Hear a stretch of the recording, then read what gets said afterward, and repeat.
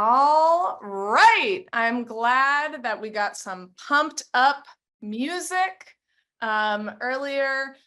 I love music like that because it just reminds me to dance, and it reminds me of the importance of being able to be in community and celebrate even during dark times, which is why I want to thank you all for joining us today for our session, Engage in the Mutual Aid Movement. Please note that if you need closed captioning, it's available at the bottom of your screen. Just click that little square that says CC in the middle. For those of you who don't know me, my name is Kelsey Barowich. I use they, them pronouns. I am calling in from Massachusetts and Pawtucket tribal land, also known as Boston, Massachusetts. I'm wearing a white shirt and have a purple background. I have short brown hair. And I am a senior program manager at Philanthropy Together. We are a global initiative to grow and strengthen the field of collective giving through amazing programming like We Give Summit.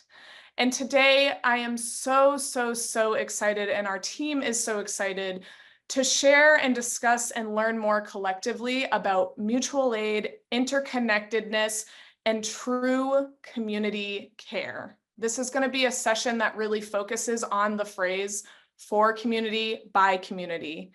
In today's session, please engage with the chat. If you have questions that come up, add them. If you want to give snaps.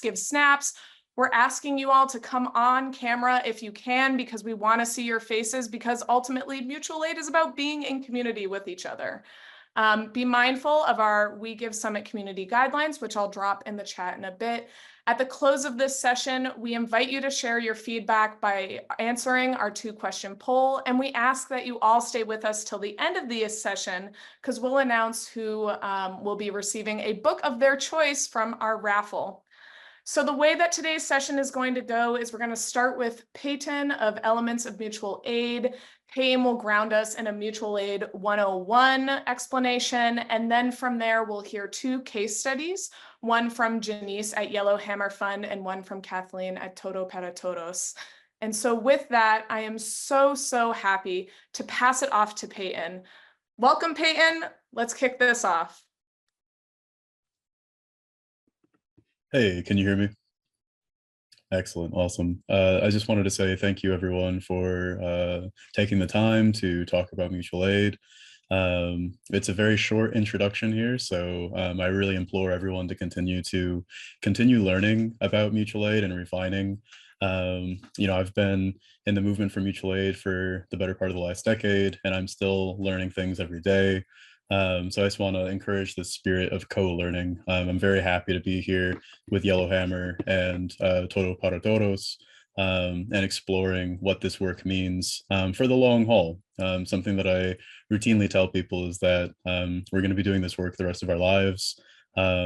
Liberation is an ongoing process, very much like nature, in which we are a part and not apart from. So I just want to do a quick grounding that in the spirit of nature, mutual aid is very much like mycelium, and finding that connection to our natural environment, finding the connection to our own bodies and to the bodies of our comrades and our neighbors is deeply important. Before I get too far into the weeds of what mutual aid is and what it isn't, I want to, in the spirit of nature, recognize that I'm currently sitting on Anishinaabe territory here in Southeast Michigan. Occupied unceded land that's been taken and occupied by colonizers. And as a Black liberationist myself and my people and Indigenous people of these territories have been at war by occupiers for the last 400, 500 years respectively. So I want to say that these land acknowledgements that we hear are nothing if we're not actively moving toward total liberation and land back for our First Nations peoples. Once again, my name is Peyton. I'm a Black anarchist organizing in Southeast Michigan. I'm 30 years old, turning 31 in October.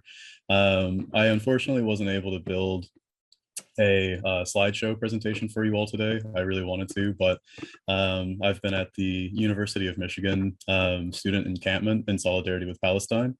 I also want to, in the spirit of Palestinian solidarity, say all eyes on Rafah. as the Israeli Defense Forces right now are moving in and continuing their genocide of Palestinian people.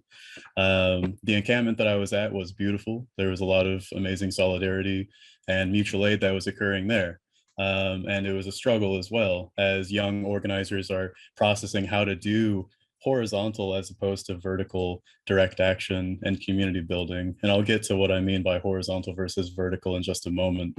But in that space, we were starting to connect the dots of the University of Michigan, for instance, being a land grant institution, being rooted in genocide, the theft of land from indigenous people at its conception, not simply a few business contracts gone awry that are sending money to war profiteers, but that the actual institution itself needs to be called into question. And this is something that I think that liberatory mutual aid does for us, is it requires us to really get into the weeds of what institutions are we participating in, what systems and logics are we complicit in, and how then do we move into a world of sustainability, liberation, and equity. Liberatory mutual aid is one pathway for us to walk together as we start to explore these questions. I'm also a filmmaker, and so my partner and I are currently working on a 4-part documentary series about liberatory mutual aid. I'll explain that in just a moment, and I'll use the sort of framework of our documentary series for my explanation of mutual aid today. But before I get into that, I just want to note that because we're at an event for philanthropy, I'm sure that there have been a lot of conversations today. Unfortunately, I haven't been able to attend the rest of the summit, but I'm sure that there have been a lot of conversations about philanthropy and power, money and charity, all of these large sort of questions. I want to flag first and foremost that a lot of people have, already put a lot of work into thinking about these things. So nothing that I'm saying today is revolutionary in and of itself. I haven't come up with most of the ideas that I'm sharing. I'm just simply passing them on as a conduit. So I want to uplift the voices of Black and Brown women first and foremost. The Insight collective that wrote the book, The Revolution Will Not Be Funded, I think is essential reading for anyone that's in this space right now that's thinking about how we can use money and how money can use us in our pursuits of liberation. As I'm saying this, I would like to sort of open up the door for what we mean by charity, because I think we're raised in this culture of thinking that charity is actually really good. It's good to be charitable. It's good to have a charitable spirit. We're told this in our churches. We're told this in our schools. But if we examine what charity really is and see that there is a sort of power differential, power over as opposed to power with, this is a sort of central conflict of charity versus mutual aid. Whereas in a mutual aid model, people are building power together. On the opposition, charity is creating bureaucracies, forms, pencil pushing, and surveillance over people's personal decisions over their lives that restrict people from being able to have a say democratically in the aid that they're receiving. And this is how you end up with one size fits all sort of solutions, like from FEMA and the Red Cross after a hurricane, where everyone gets the exact same thing, and it's not quite enough. Whether they want it or not, they're given their standard issue blanket and hot dogs. That may not be culturally appropriate. It may not be what people need dietarily in that moment, and it's not certainly coming from a place of intimate care. The only way that we're able to do that is if we move from a person-to-person basis and have equal say in the decision-making process of the types of care that we're dispensing into our communities. And that's where I'd like to bring in the elements. So the title of the documentary series that my partner and I are working on is called The Elements of Mutual Aid. And the framework is that it's a 4-part documentary series. Each of the chapters has a specific natural element, so fire, earth, water, and air respectively. And we're using these thematic elements for each of these chapters because it's cute. And it's also a really good magical device for people to have archetypal lessons that can be learned through these different elements and how they relate to the movement for mutual aid. So I'll explain those, and that'll be my sort of processing of how I'm sharing what I've learned about mutual aid so far, from being a mutual aid based organizer myself and studying the work in the field from hundreds of people that are dedicating their lives to this work right now across North America. So the chapter that begins the docuseries is fire. So we begin with this primordial light, this flame that's inside of all of us that we can share. It can also be snuffed out. Mutual aid, before that term, before those two words were ever put together in the English language, has existed before humans. Once again, we can look to our plant, fungal, and animal relatives and see that mutual aid is a factor of evolution. It's a factor of life. And this is something that we must take very sacred in our work, that we're stewards of this practice of mutual aid for life itself, and not just for ourselves and not just for our own unique independent gain. So if we look at this, then we can see colonialism and capitalism and imperialism, these forces of domination, once again, power over as opposed to power with, as being interruptions of natural processes of mutual aid.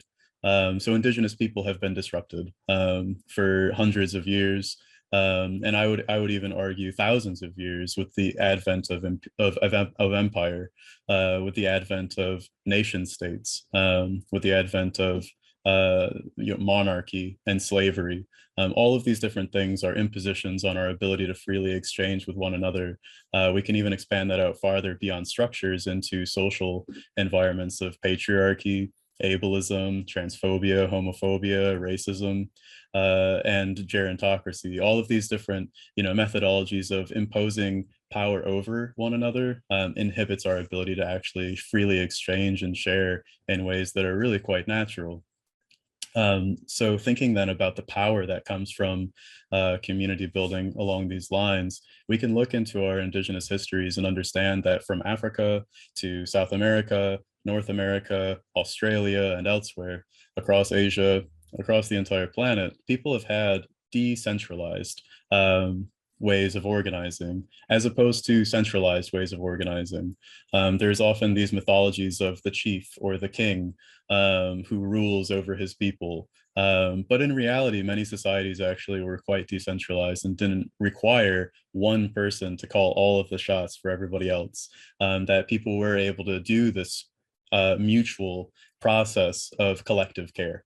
And that's how communities have been able to function for millennia. And that's what we see in nature as well with other animals and other plants. There's no one tree that rules the forest. There's no one, animal that rules an entire pack. This understanding of the alpha is an imposition from white settler society that we need to examine really thoroughly. And so mutual aid, once again, in this radical framework, begs us to question power. How can we build power with? And so that's the first chapter.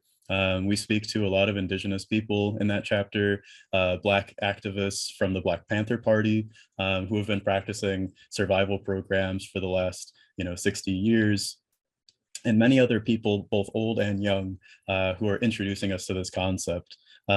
We then get into Earth, which is our structures. How do we build collectively? How do we use cooperative principles to be able to share with each other this understanding of how to feed each other? How do we house each other? How do we build models for this? In this chapter, we explore one group in particular, which is a network of different groups across the island of Puerto Rico. Taino people have been organizing for the last 500 years against colonialism, and this has percolated in the wake of Hurricane Maria, where the island was abandoned by the United States, and people started taking back territory, school buildings and municipal buildings, and turning them into mutual aid centers of free association, where people had democratic says in how to distribute goods and how to distribute housing, and people are still maintaining these sites of mutual aid. Water is how we're healing, and how healing is a collective process. In that chapter, we focus on a group called Arm the Girls. They're a group of Black and brown trans women in the Bay Area who are doing armed self-defense and learning what it means to take care of each other in intimate and directly democratic ways. And finally, we wrap up the series with air, which is all about logistics. What does it mean to be horizontal? What does it mean to be, sharing power like this, as opposed to like this, with centralized leadership, with one person at the top calling the shots? And in that chapter, we focus on a neighborhood collective in Houston, Texas, that was recovering after Hurricane Harvey, and for the last 6 years has continued to build power collectively at a neighborhood level, inspiring people to build each other's homes back up and decentralize their skills, so that not one person was calling the shots on how to rebuild homes or how to do rescues, but instead people are turning their own homes and their own garages into sites and hubs of mutual resource distribution and sharing. This is happening in live time and is a really, really beautiful example of neighborhoods being able to, instead of inviting the state logic into their own ways of organizing, rebuke that state logic, understand that thinking like the state is how we become muddied by the state, and that if we can move beyond this understanding of centralization, hierarchy, and leadership, and internalize capitalism, that we can then actually proceed with this liberatory form of mutual aid that we actually quite need, not just to save ourselves and our communities as oppressed peoples, but to save the planet itself, once again, as stewards in good relation with our planet. So I wanted to leave you with that. I'm really excited to hear from these other two speakers. I don't want to take up too much time, and I'm very excited to have had the time to share all of this.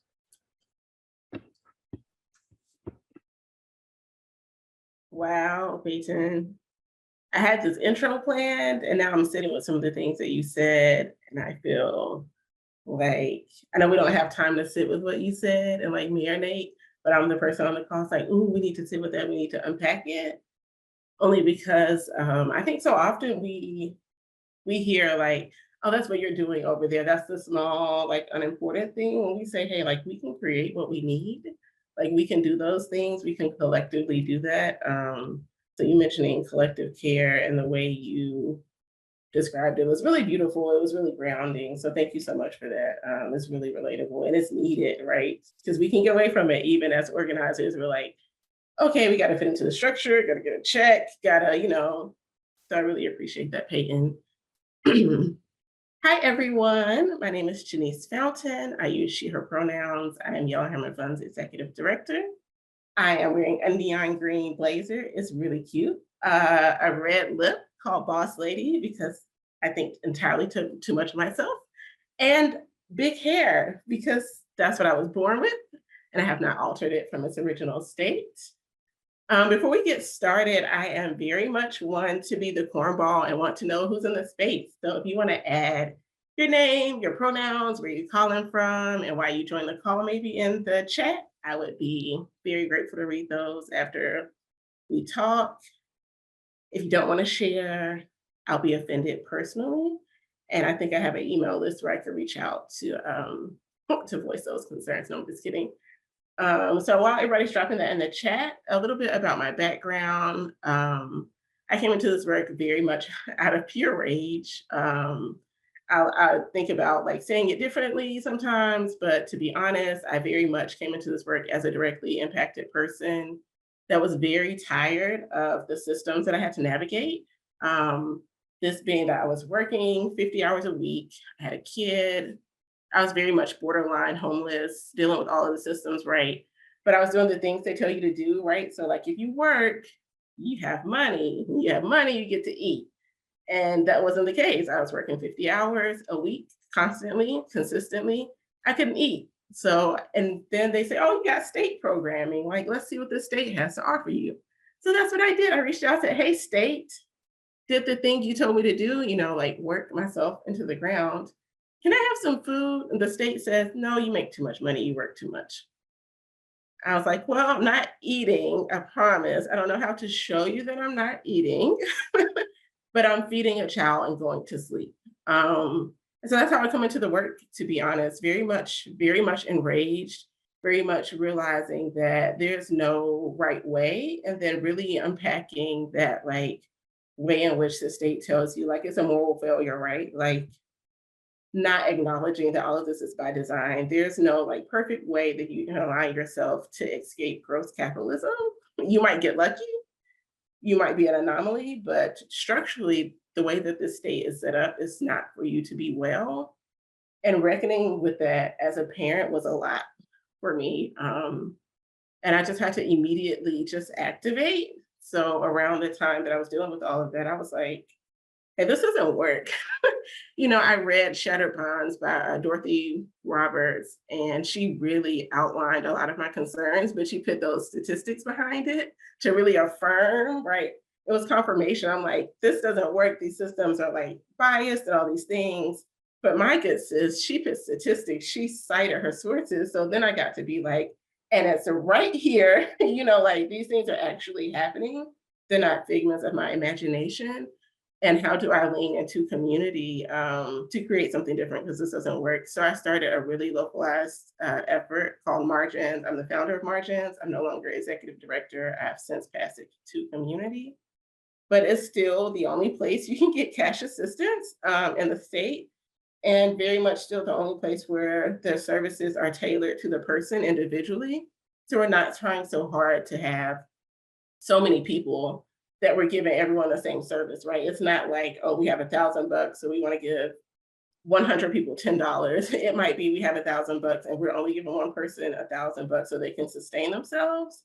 And so the care and Margins is really intentional. It's very much different from state programming. I think one of we were most visible around COVID because I'm in Birmingham, Alabama, by the way.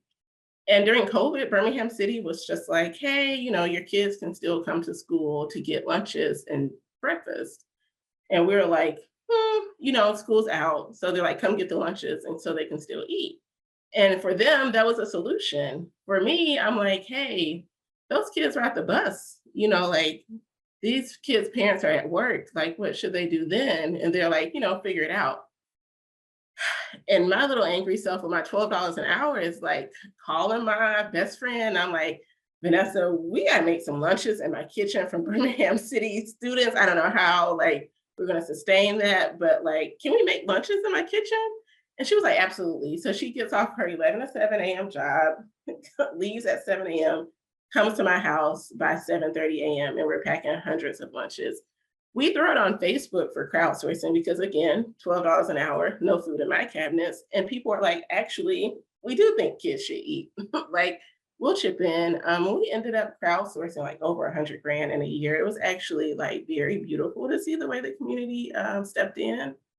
But what was interesting is that this Birmingham City just did not care. We named this thing, right? We named that these kids aren't eating. We even named hey, we've interacted with kids on a personal level in certain neighborhoods, and the general consensus is they're missing meals.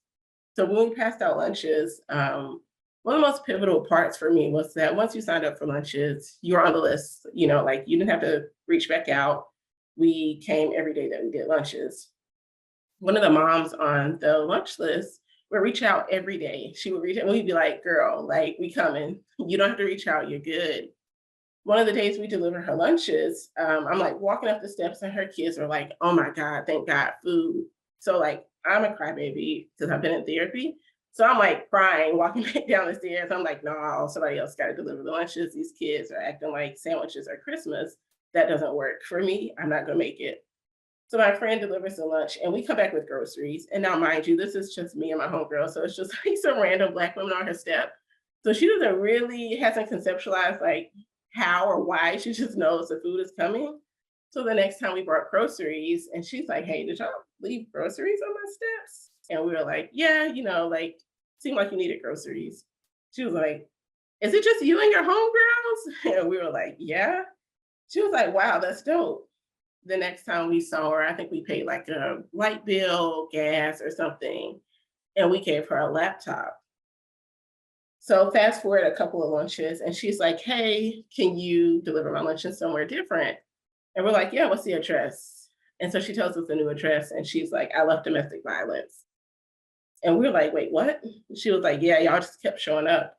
And I figure if y'all can just get up and say this is what I'm gonna do, I'm gonna make something different, I could too.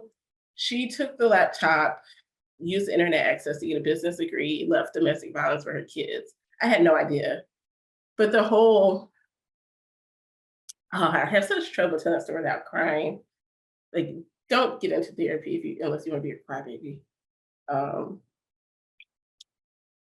but what that solidified for me was confirmation that people don't need you to tell them where they've gone wrong, right? Like we didn't come and show up and say, hey, get online, join this program, miss work, like we just said, hey, you're telling us what you need, here you go, here's the thing.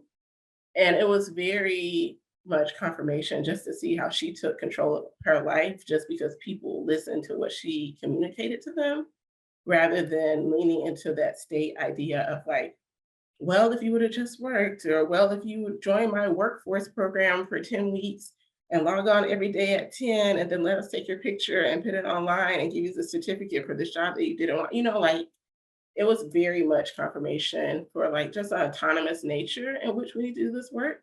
I know that's very inconveniencing for a lot of folks that are engaging in this work, but I do try to hold people to actually doing work that is centered around individuals and that lifts up and like empowers the individual, like share power in that way. Because we have to have a constant critique, in my opinion, of what these systems, what philanthropy, what privileged people see as help. Because it's often harm and it often inflicts shame. And so when people say, oh, I'm helping this person, often just in the way they name it is not helpful. Like you can do the thing without taking the person's picture, putting the person's name on the thing. And you can also do the thing without that savior complex. Like it's kind of like the vibe of crisis pregnancy centers, right? Like you go in because you need the resource, but they're going to tack on all their stuff. They're like, oh, abortion's bad, killing babies, but you really just needed diapers. I remember going to one when I needed things and not realizing that I would have to pray with them to get diapers and that I would have to miss work to get the sessions, to get the things that I needed, and being like, well, who is this for? So ultimately, I think any work that we do, especially mutual aid, we have to be like, who is this for? And especially while we do this work with very much impacted, marginalized folks, we need to be clear on how our work backs up what we say. I so often hear people say, well, here's some more bad legislation. We know who's disproportionately impacted. And they're going to name Black and brown folks, low income people, disabled people, immigrants, undocumented folks. And then when you're like, okay, well, how does your work shift? How do you center those folks that you named? And it's like, oh, no, I just said the thing. It's like buzzword lingo, and none of the work seems to center the folks that they name. I think that's a huge problem, and I think we need to start calling people in more.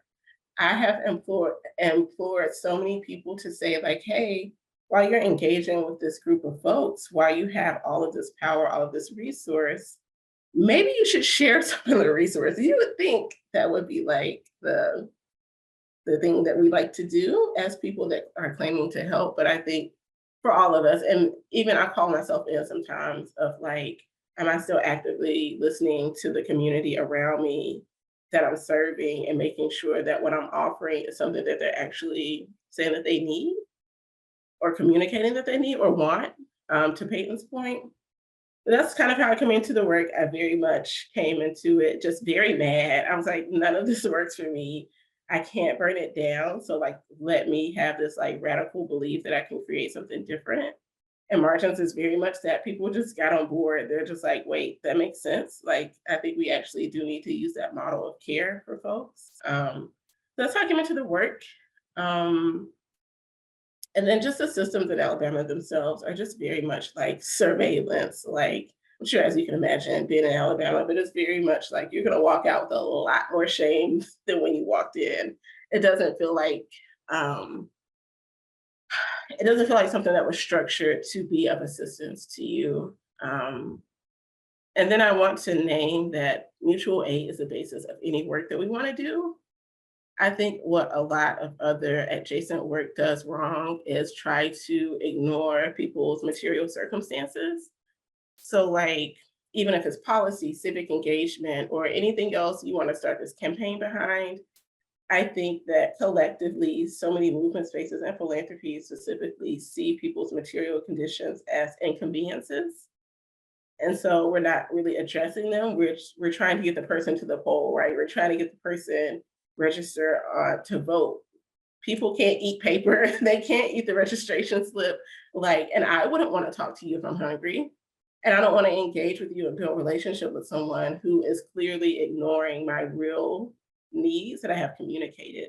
So I think as a movement as a whole, we need to go back to figuring out how do we build relationships with folks? How do we be intentional about how we engage, especially while we continuously name so many groups of people, and then just go back to doing the same work or go back to doing this everybody all at once? How do we center the people that we keep naming for whatever reasons, for media, for whatever, what have you? How do we actually align our work with what we're saying and communicating to folks? So how do I take this to Yellowhammer Fund? Yellowhammer Fund's a abortion fund. It's reproductive justice work. We're based in Alabama. Yay. We were, before Dobbs, an abortion fund, obviously, but the Dobbs decision overturning of Roe v. Wade meant we had to pause services. Don't worry, we're currently suing the Attorney General and winning. I love the dance, Kelsey. And that has been a ride. To sue the Attorney General is something, y'all. But before the Dobbs decision, we were funding $150 a week, which was a lot. But we took that beyond funding. We funded practical care, we funded childcare, travel, we had snacks in the car, and we would transport you. If you missed work, you can communicate that. We had people well, I need to get to care across state, but I'm sleeping in my car after that. Wait, what? You're gonna go get an abortion and sleep in your car? And really doing that work of okay, why are you sleeping in your car? And that's inconveniencing for folks. And what I've noticed, especially in philanthropy, is when you communicate, oh, I'm doing this thing, people are like, yay, abortion access. But then you're oh, I'm caring for this entire individual as a whole, because we think they also deserve housing. It's well, it's not really abortion access. It's not really what we wanted to do. And I think that is very obvious. So I won't get into a soapbox about organizing around abortion, but I will say what we've done differently as a previous abortion fund is make it autonomous, because most of the pro-choice crowd is not pro-choice. They're very much, we will support you if you get an abortion. And what I've noticed by being a Black person in abortion access is that a lot of the people agree with me, not because they think I deserve autonomy over my body, but because they don't want more of me being birthed into the world, or they don't think that I deserve to create families. And that's not alignment, right? You might agree with abortion access, but that's not alignment. It's not autonomy. And honestly, it's eugenicist in nature. So a lot of our work at the fund has been how do we build out to a real reproductive justice organization? And how do we carry over these aspects of mutual aid and our cultural practices that are innate to us into the work? Because it's not innate for us to hoard. That's not innate to us. That's very much a system that has influenced us. It's not innate to us to surveil each other, right? That's not something that we naturally would do. That's something we picked up from systems that have harmed us. And I think it's important to call ourselves in constantly. Sometimes ACAT means your inner cop. Sometimes you gotta actually get that inner cop out and be wait, do I really need that much information from this person to do this thing they need? And a lot of the times the answer is no, we don't. It's not necessary. And then one more, because I know Kelsey said we need to. What mutual aid isn't, because I think with philanthropy and mutual aid, there's so many incongruencies. And I think while we have these conversations, we need to make sure we call in philanthropy as well. What I've noticed about large and philanthropy is that, like other organizations, philanthropy does not fund direct service. And what's interesting to me is to hear philanthropy continuously say, we just want to get money to community. We just want to help community. We see these groups of folks that are really impacted. That's what we want to fix. But when you say, okay, I'm going to give that person $100, they're wait, no, we don't fund that. And it's well, what was the purpose? If it's not to move money, and to be honest, philanthropy is ill gains, right? So do your job and move money. If we're going to be real about why philanthropy exists, it's an ill gain. And what you should be wanting to do is come off of that resource constantly and consistently, and not with red tape. And what mutual aid isn't is reporting, strict reporting. Mutual aid isn't asking people for every receipt for every dime that's spent. Mutual aid isn't ignoring people's real labor or ignoring even the people doing this work and their need to like sustain their families as well. Because I've also noticed like general support isn't a, oh, we don't fund general support or we don't do anything towards salaries. It's like, well, you know you need money because you get paid, right? So it's not that you don't know that people need money to survive. So like that incongruency of like we want to care for people, we want to care for leaders. There's so many think tanks on philanthropy, and I urge us to stop doing that. Don't make any more think tanks. Everybody get together, move money. No more think tanks, no more articles. Like I cannot. If we have one more think tank of, I wonder what philanthropy could do better. Philanthropy could move money. That's what they could do. They could remove some of the red tape, some of the barriers to access to money.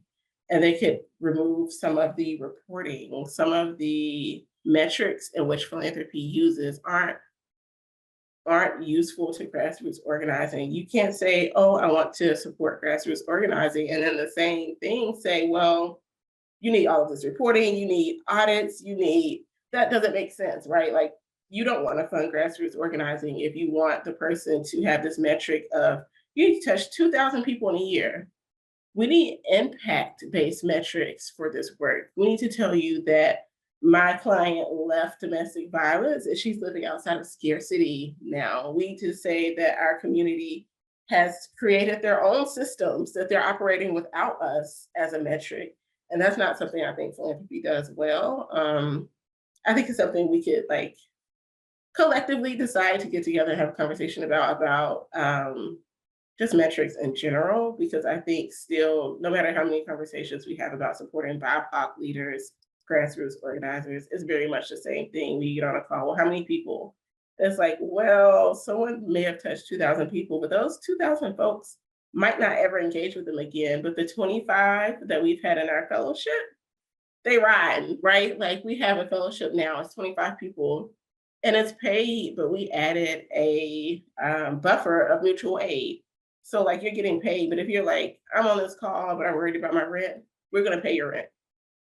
And some people do see that as like, that's too much, they're getting paid, they should just handle that. But I don't want to be engaging with people with so little intention that they have to be on a call, worried about a roof over their head. And I'm just drilling them about abortion access. Like that's not the type of work that we need to collectively do if we're talking about liberating a people. And I'm just hoping, honestly, that philanthropy gets on board with that. But we shall see. Oh, and I have my video, if you don't mind, Kelsey. I'm going to share my quick video we did after our fellowship, where we trained 25 fellows on like the legal landscape of abortion access, self-managing your care, maternal health, sex ed, and feminism. We take the fellows out. We're like, okay, let's put it to work. Like, let's get in community. Like, let's activate around what we've learned. And we do a bit of a bus tour to pass out resources, but to also just continuously build community. So I'm going to share my screen.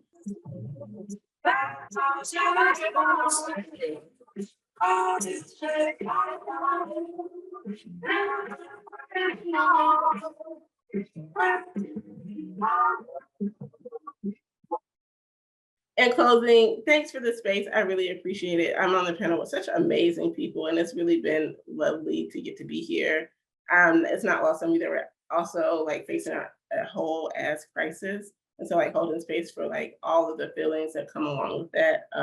If you could, in the chat pit, where could you get $20 for gas from an organization in your area? Where can you get 20 bucks? You need cash, not your friend, in your organization. And I will mute now so that Kelsey invites me back. No worries. Go ahead, Kathleen. Hey, everybody. Good afternoon. Thank you so much to Jenice and Peyton for sharing your wisdom and experiences. I am beyond humbled to share this space with each of you and everyone here today. My name is Kathleen Murphy. I use she, her pronouns. I was born and raised and dialing in today from so-called Chicago, which is the unceded traditional homelands of the Council of Three Fires. I always hate doing these introductions. I never know where to begin, and the things that I'm most proud of definitely don't belong on a resume. My skills are overthinking things, planning epic travel excursions with my family on zero budget, mentoring friends and acquaintances on how they can direct their energy towards some future building. And like Jenice, I also cry a lot. I come from a family of community organizers from the south side of Chicago, and my references include my local bookstore manager and Twitter. I was educated at the University of YouTube and in the streets. And I've managed to cram 8 lifetimes into my 39 years simply by ignoring the advice of others to not talk to strangers. Still trying to find my place and my purpose on this planet, but I do know that I want to leave it better than I found it. People call me a hype woman for radical generosity sometimes. It's a nickname I've earned, but boy, is it hard to be hype today, my friends. If you are struggling today, I hear you. We all hear you. Elizabeth Alexander reminds us that there is more than one thing happening at once. And while there's lots of bad news today and recently, it's not the only thing, right? So I'm hoping to offer you a little bit of hope today and share a little story of the mutual aid collective that I've come to be a part of. And I'd also like to offer up what I'm learning. And Peyton mentioned this earlier. This is constant learning, right? Even though I've been doing this work for a long time, I'm constant learning about what mutual aid looks like as a praxis, as an alternative to the systems that have been put in place by the state, by the nonprofit industrial complex, alternatives to capitalism, colonialism, and imperialism. So back in about April of last year, and like Jenice, I also came to this work a little bit mad, but I also came to it with a need and yearning for curiosity too, which I'll get to. Back in April last year, there was a humanitarian crisis unfolding here in Chicago. Texas and other border states had been illegally human trafficking thousands of migrants, refugees, and asylum seekers to sanctuary cities, of which Chicago is one, but also places like New York City, places like Denver. Now, Chicago's proud to be a sanctuary city, but the infrastructure to handle this kind of migration just doesn't exist yet. Still, lots of work to be done. Now, at this point, a year ago, buses had been dropping people off at police stations in the middle of the night, often without shoes, without other necessities, many times not even telling people where it was that they were. The police often wouldn't let folks sleep inside, and when they did, it was overcrowded. So families who had gone through hell to get here, Google the Darien Gap, families who had traveled thousands of miles on foot to get here, fleeing countries that were devastated by US imperialism, are sleeping outside of police stations, often for months, while they would wait to get a spot in one of the city-run shelters. So a community of organizers, a coalition of mutual aid collectives, and various well-meaning neighbors came together to try to solve as many of these issues as we possibly could. And we started out by just making sure that everyone received a welcome kit upon arrival. We put socks in there, a sleeping mat, some toiletries, some flyers in Spanish about resources and some things that were available to them, and then making sure that everyone was fed 3 times a day. And after a few weeks, we had been seeing many of the same people and families still at the police station. And we'd been starting to hear some horror stories coming out of the city's makeshift shelter system, which should probably be called a detention center because that's basically what it was. The city had hired for millions of dollars a massive private company with a horrible human rights track record to kind of band-aid together a solution. So a group of us, some of us who'd crossed paths over the years before in mutual aid organizing, others who have met for the first time, had said to each other, you know what, there's got to be a better solution to this. What if we used our imaginations and creativity to forge a new path? Could we create an alternative to the city's carceral holding center shelter system, where we were getting reports of people being served moldy bologna sandwiches and having to sleep with the lights on? Could we build something radical? Something that builds power with migrants and asylum seekers, right? Could we solve this immediate housing crisis by creating a home, not a shelter, a home that was profoundly community-based, anti-racist, rooted in abolition, intentionally anti-capitalist, and could we, in addition, maybe this was could we create a collective that would help set our new neighbors on a path toward dignified housing with stable footing from which they could build a new life here in the United States? And could we do that faster and more efficiently than either the city or the nonprofit sector was equipped to do? So spoiler alert, we did it, indeed.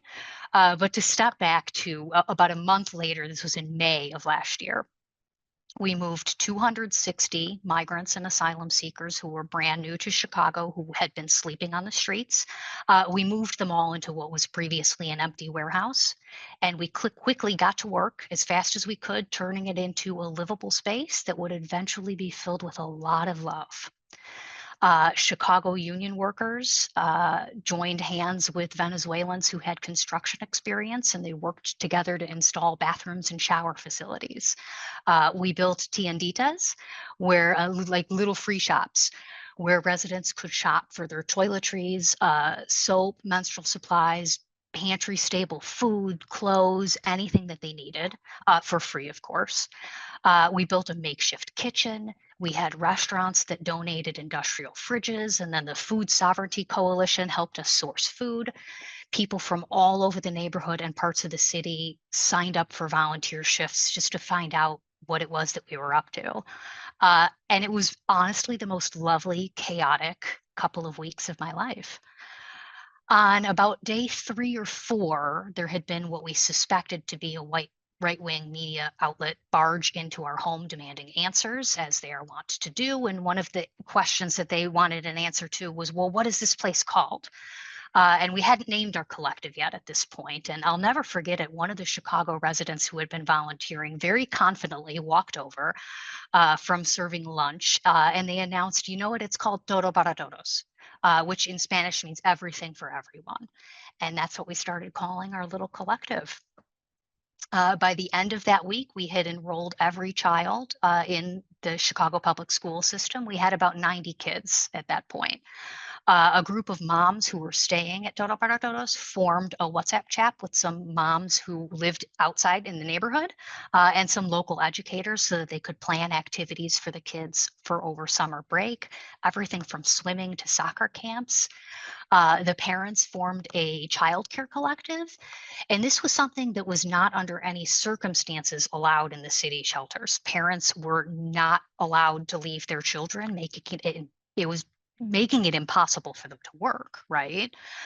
So the parents in our collective were thankfully able to work because of this childcare collective and save up money so that they'd be ready when the time came to move into their own apartments.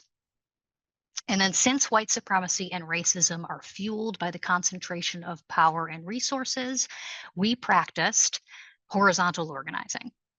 And I use that term practice very intentionally because it's very much a constant practice of checking in. Hey, are we doing this right? Are there some voices that are louder than others? And what can we do about that? Constantly calling myself in, as Jenice had mentioned, this is a real thing. Are there people in our collective whose opinions or skill sets maybe aren't being used so well?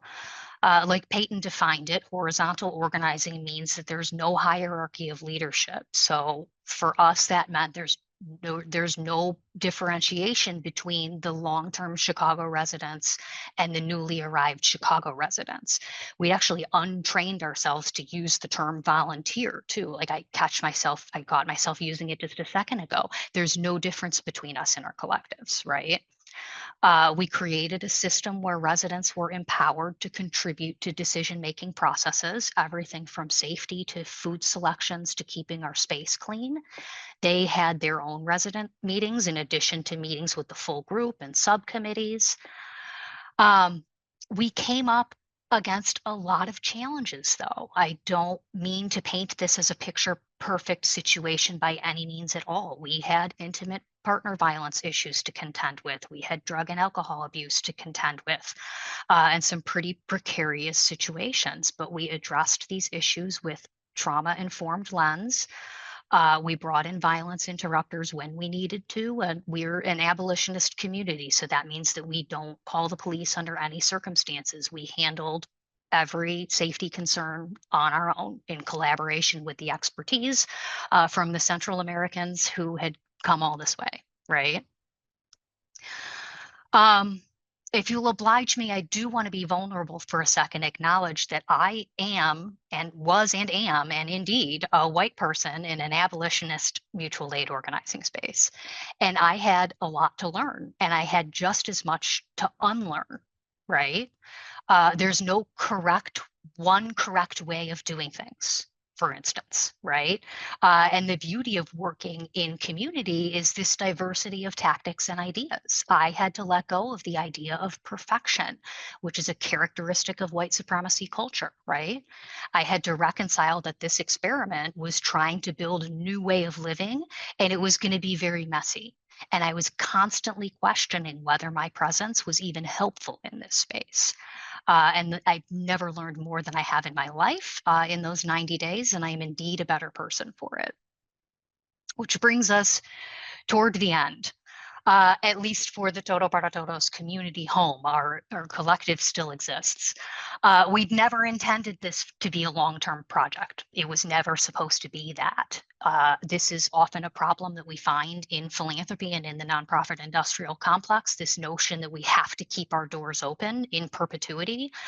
We wanted to close. That would be a signal that we solved the immediate problem for this group, right? That was the whole point. We wanted to be problem solvers, not problem managers. And we believed that, and still believe, that migrants and asylum seekers and refugees deserve their own homes and to live with dignity. So while we had to close a little bit sooner than we had anticipated, I won't bore you with those details, but we were able to secure housing for everyone in our collective that needed housing within a matter of weeks. And we're really proud of this because the track record for the city at that point was pretty terrible, if I'm not lying. Catholic Charities had been able to move a few hundred people into homes and apartments, but we're talking 35,000 people were in the shelter waiting for assistance at this point. So the track record, not so great. We built a task force dedicated to finding affordable housing, which is lacking. So this was tricky, but we did it. We got real creative with solutions to things like security deposits, things like convincing land critters to even rent to a migrant. We would match up families who had similar incomes, or so they could combine their incomes and live happily together. Maybe some families who had been working in the childcare co-op, that happened often.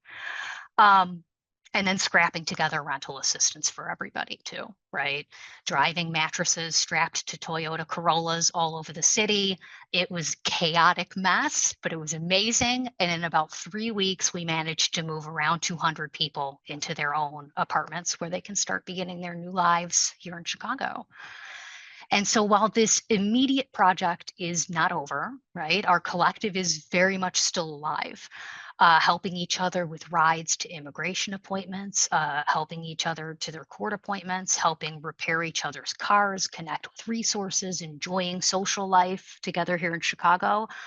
And I want to make a point to say that when I say helping each other, I'm talking about newly arrived Central Americans in our collective, helping each other and helping the native Chicagoans like me, right?